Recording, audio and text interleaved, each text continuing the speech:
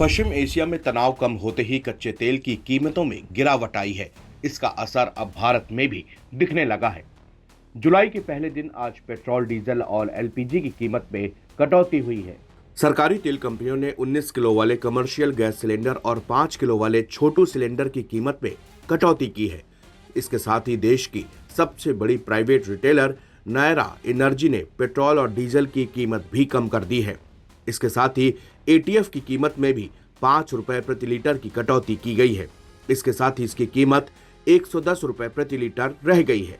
सरकारी oil marketing कंपनियों ने 19 किलो वाले कमर्शियल एलपीजी सिलेंडर की कीमत 183 रुपए 50 पैसे रुपए की कटौती की है। दिल्ली में इसकी कीमत अब 2,930 रुपए हो गई है। आईओसी के मुताबिक 5 किलो वाले छोटू सिलेंडर की कीमत पे 13 रुपए की कटौती की गई है। दिल्ली में अब इसकी कीमत 808 रुपए 50 पैसे रह गई है।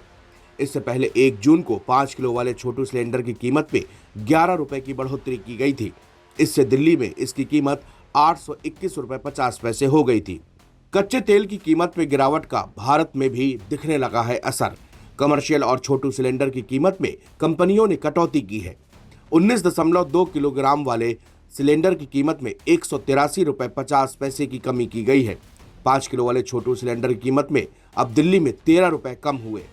नायरा एनर्जी ने पेट्रोल और डीजल की कीमत में कटौती की। एटीएफ की कीमत में भी 5 रुपए प्रति लीटर की कटौती की गई है। छोटू सिलेंडर की कीमत कम होने से प्रवासी मजदूरों के साथ साथ घर से दूर रहकर पढ़ाई कर रहे छात्रों को भी फायदा होगा। Chhotu cylinder free trade LPG category में आता है और आसानी से मिल जाता है।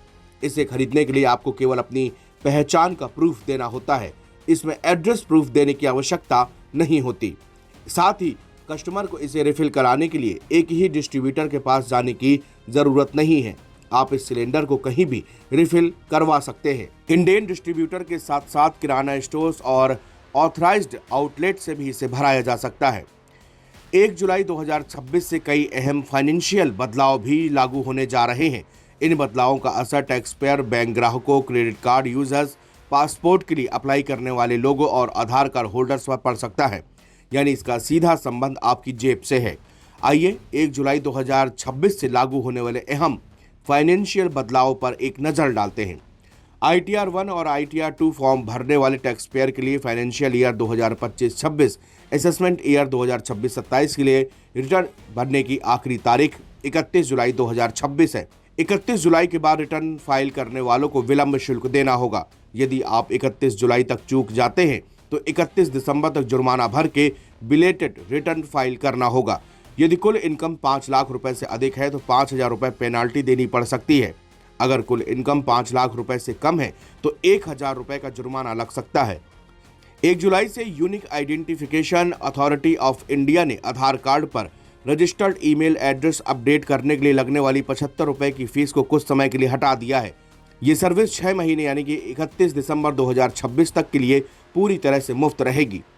एक ऑफिशियल नोटिफिकेशन में बताया गया है कि आधार मोबाइल ऐप के जरिए ईमेल एड्रेस अपडेट करने की सर्विस चार्ज के लिए 75 रुपए हटाने और 1 जुलाई 2026 से 31 दिसंबर 2026 तक 6 महीने की अवधि के लिए इसे मुफ्त करने का फैसला लिया गया है। नवभारत टाइम्स की रिपोर्ट।